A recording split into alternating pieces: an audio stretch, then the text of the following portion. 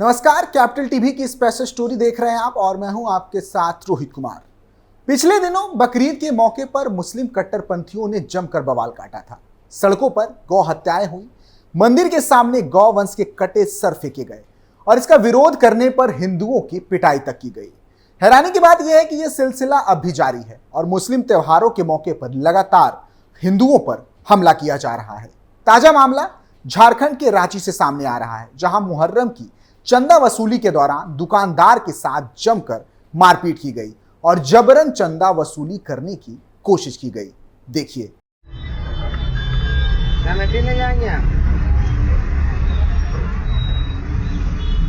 अरे तू ऐसा बोल रहा है, चंदा लेके दिखा दे। भाई पहले बात करने सीखो। तुमसे बहुत पड़ा है। चुप इज्जत से बात करो। किसको बोला बे? तो पता भी है तुम कहाँ पे खड़ा है, सब लोग उतार देंगे, समझा? नशा में रहे तेरी बहन पुलिस की। जाओ जाओ। गाली नहीं बता है।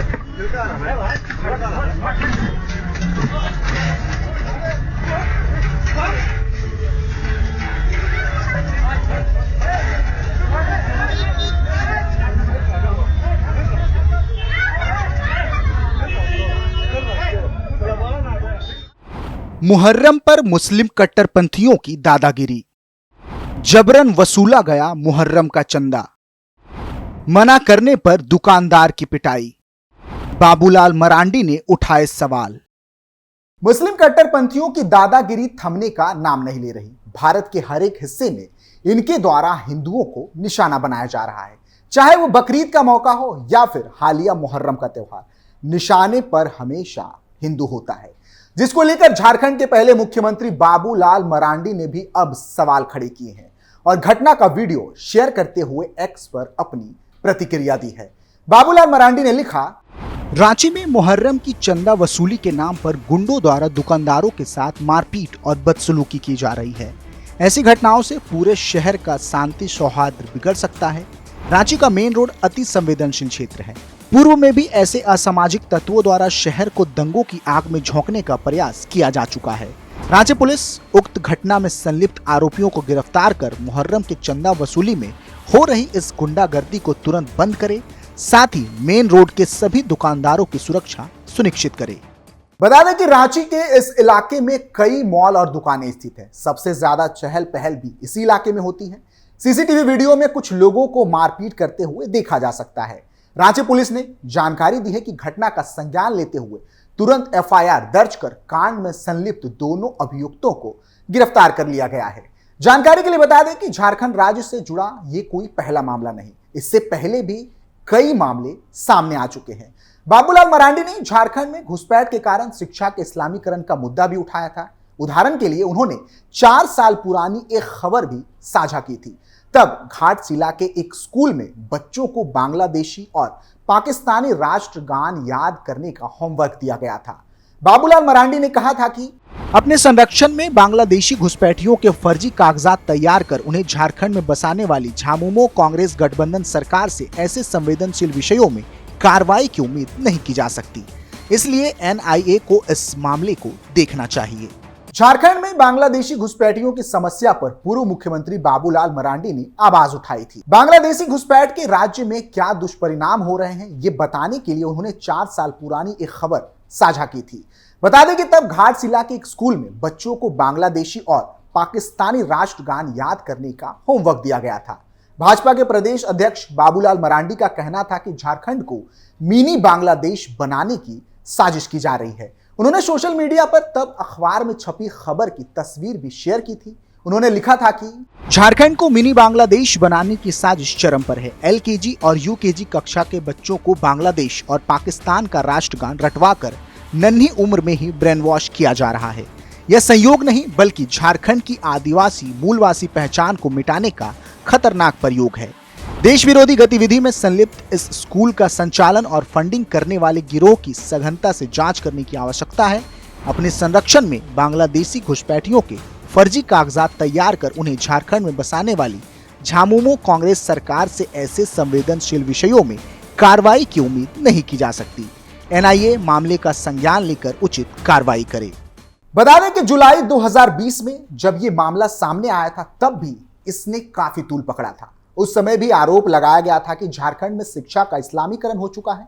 ये मामले कितने गंभीर हैं इसका अंदाजा इस बात से लगाया जा सकता है कि झारखंड हाईकोर्ट ने भी इसको लेकर चिंता जाहिर की थी। झारखंड हाईकोर्ट ने बुधवार 3 जुलाई 2024 को कहा था कि झारखंड में बांग्लादेशी घुसपैठियों के प्रभाव बढ़ने का सबसे अधिक खामियाजा जनजातीय समाज को भुगतना पड़ता है। मशरूम की तरह अवैध मदरसे उग रहे हैं। कई ऐसे मामले सामने आए हैं जहां जनजातीय समाज की लड़कियों को फांस कर शादी कर ली जाती है, फिर उन लड़कियों को पंचायत चुनाव में खड़ा कर दिया जाता है। जनप्रतिनिधि का पद परिवार में आ जाने के बाद ये लोग उसकी आड़ में ड्रग्स तक का धंधा भी करते हैं। साथ ही अन्य घुसपैठियों को सरकारी फायदे दिलाने के लिए उनके दस्तावेज भी बना दिए जाते हैं। इसके साथ ही बांग्लादेशी घुसपैठियों को चिन्हित कर उनके प्रत्यार्पण के लिए एक एक्शन प्लान बनाने की बात भी कही गई और 2 हफ्ते के भीतर एफिडेविट दायर करने का निर्देश दिया गया। बता दें कि संथाल परगना क्षेत्र में लैंड जिहाद के खिलाफ PIL पर सुनवाई करते हुए हाईकोर्ट ने ऐसा कहा था। अब इन दोनों खबरों पर ध्यान दें तो ये पता चलता है कि कैसे शिक्षा व्यवस्था पर इस्लामी प्रभाव पड़ने के कारण बच्चे अपने देश की संस्कृति भूलते चले जा रहे हैं। नंदलाल स्मृति विद्या मंदिर नामक स्कूल में छात्रों को भारत नहीं बल्कि पाकिस्तान और बांग्लादेश का राष्ट्रगान याद करने का होमवर्क दिया जा रहा है। अभिभावकों का कहना है कि वो अपने बच्चों को पाकिस्तान और बांग्लादेश का राष्ट्रगान नहीं पढ़ने देंगे। विद्यालय प्रबंधन को यह टास्क विरोध के बाद वापस लेना पड़ा था। इतना ही नहीं, हमने बिहार में भी इसका प्रभाव देखा है, जहां सीमांचल में मुस्लिम आबादी बढ़ने और घुसपैठियों को शरण मिलने के बाद रविवार की जगह शुक्रवार के दिन साप्ताहिक अवकाश दिया जाने लगा।